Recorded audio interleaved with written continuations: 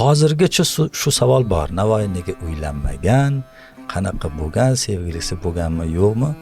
Ana bir o'tirib nima qilsam, o'sha badiiy asarlarda Navoiyga nisbat berilgan o'sha ma'shuqalari sevgili degan nimasi katta bir haram bo'lar ekan. Va o'shandan masalan nima yozadi Sulton Husayn Boyqaro maxsus risola yozib Navoiyni uylanmaganini sababini o'sha yerda nozik ishora bilan qayd etib o'tadi.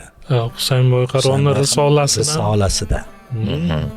Ki u kishi juda bir pokdomon bo'lib, mana shu nafsini yengani uchun mana shu yo'lga kirgan degan tariqat ahli bo'lgani uchun shu ishni qilgan deb sultonni o'zi bu masalaga oydinlik kiritib ya'ni tariqatga bog'laydi. Tariqatga bog'laydi.